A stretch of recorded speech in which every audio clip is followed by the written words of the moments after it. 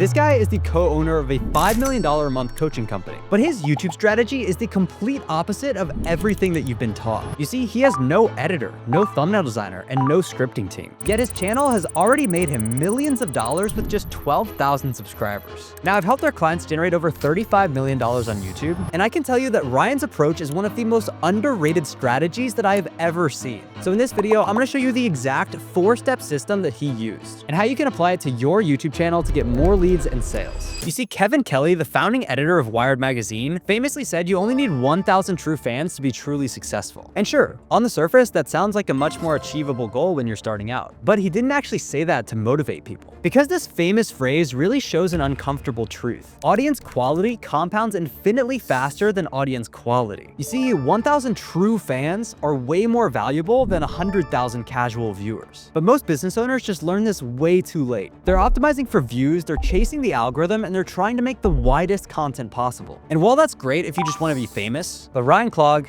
did the exact opposite. You see, his small audience of just 12,000 subscribers represents the top 1% of internet entrepreneurs. These are people who are running multi-million-dollar businesses who want to see what someone running a $5 million per month business is actually doing. And this has generated him millions of dollars of networking and business opportunities. This is called the 1% strategy. It's deliberately building an audience of the exact people that you want to be surrounded by. And it's the exact same strategy that guys like Naval Ravikant, Taki Moore, and Jeremy Haynes used to build massive influence without ever chasing follower counts. Now, for these guys, their channels are not massive. They simply just have the right people watching. And after working with over 200 clients and building channels that make multiple 6 and even 7 figures per month, I discovered the simple 4-step system that all of these creators use to make multiple 7 figures without ever going viral. And if you want us to implement this exact system inside of your business and build you a hyper profitable YouTube channel completely done for you, to add an additional 6 to 7 figures to your bottom line every single year, then go ahead and click the link down below and schedule a call with me and my team. Now, back to the video.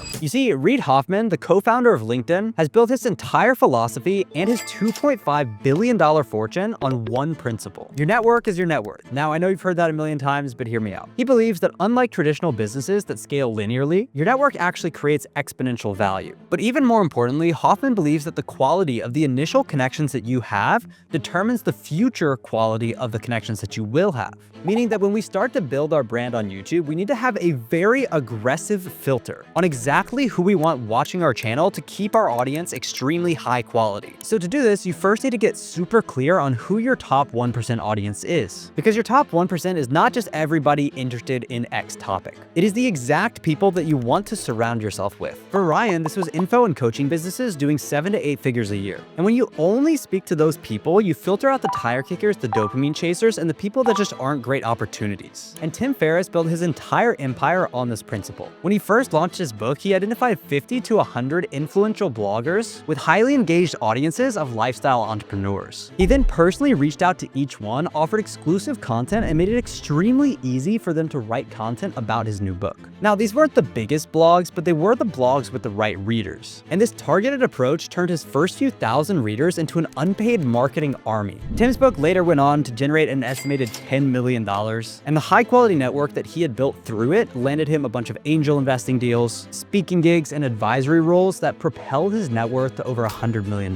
But this explosive growth was only because he targeted the 1% of people who he knew for a fact would find value in his books. And I've seen this play out with my clients over and over again. For example, one of our clients, Joel, hit over $600,000 a month from his channel, and another client, Chandler, hit over $198,000 in a single month. And that is the 1% effect at work. When every subscriber is worth 10 times as more as what a random subscriber would be worth. So I want you to ask yourself, if you had 100 subscribers and they were the perfect 100 people in the world for your goals, who would they be, what would they do, and then what keeps them up at night? That is your 1% audience. But step 2 is really where Ryan's strategy becomes absolutely brilliant. You see, most creators try to make their content as accessible as possible, but Ryan does the exact opposite. He actually filters people out. You see, Ryan's 2 formats are screen recordings, where he just does a raw video, or simple podcasts with no music, no editing, and nothing fancy. Now, this seems like a weak strategy when you compare it to a lot of other business owner strategies in the space, until you understand who he's actually targeting. Because frankly, advanced operators don't want entertainment content. They really just want access to learn how somebody at this level thinks. And this can be explained by something called the authority paradox. You see, the more accessible that you make your content to beginners, the less valuable that it actually becomes to experts, and vice versa. Gary Vaynerchuk calls this documenting versus creating. Ryan is documenting his journey in a way that only people who are on a similar wavelength can actually understand. Because when Ryan hits record on a Loom and then walks through his entire email automation sequences, or shows real dashboards or breaks down failed marketing tests, that is the stuff that you cannot fake, and that's really what makes people love him. It filters out 99% of the lower level business owners, which leaves just the top 1% of the audience that he wants to talk to. And that is exactly what separates him from the other 10,000 plus business owners that are trying to teach generic information. I mean, think about it. Joe Rogan built the biggest podcast in the world with 2 cameras and 0 editing. That filters out 99% of the immature viewers that just need crazy editing to stay entertained. Andrew Chin, the former head of growth at Uber, built his entire personal brand by writing dense blogs about different growth metrics that only advanced operators could understand. This filtered out over 99% of founders that weren't also running a successful tech business. Or Patrick Collison, the CEO of Stripe, does the exact same thing on Twitter. He posts deeply technical threads about running a tech company that 99% of people would just skip over. But that 1% who actually engage with the content, those are the people who are going to build billion-dollar companies. And that is the audience that he wants. And I can tell you this from personal experience after collecting over $1 million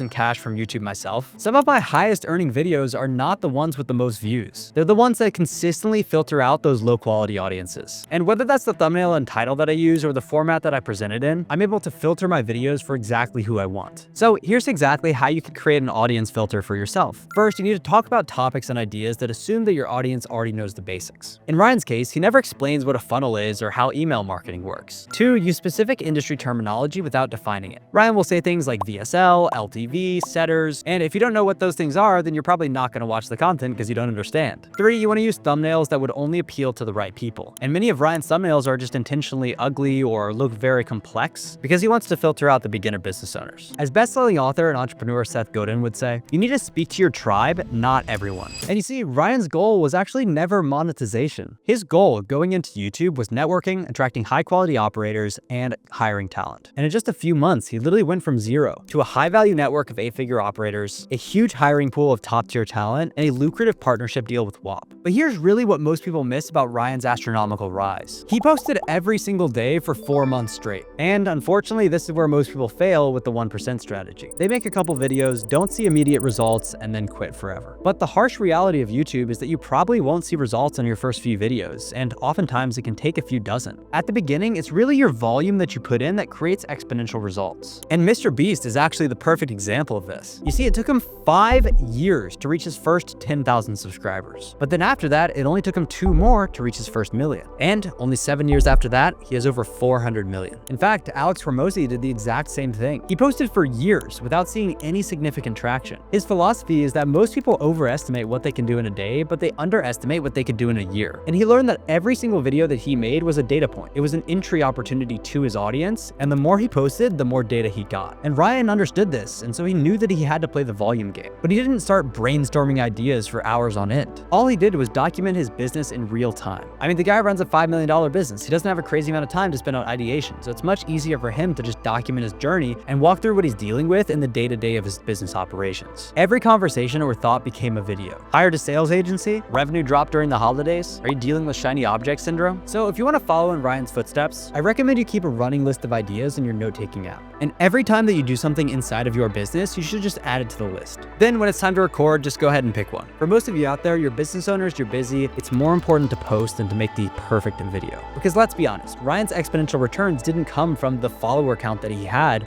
or the quality of video that he put out. It was putting out the content that actually attracted the right people and waking up to messages every day from 7- and 8-figure founders who wanted to partner with him. It was interviewing candidates who already knew all of his back-end systems because they'd been watching the content for months on end. It was getting partnership offers from platforms like WAP because they could see that he had such a valuable skill set. And that is exactly what happens when you give the 1% strategy time to compound. While everybody else is chasing views and subscribers, you are opening a door to a network that money cannot buy. And you're creating opportunities that only come from having the right audience. So my question for you, are you going to spend the next few months trying to go viral, or will you spend it targeting the top 1% of the audience in your market? And if you want to see how we scale YouTube channels past past $1 million, then go ahead and watch this video next. Thanks and have a good one.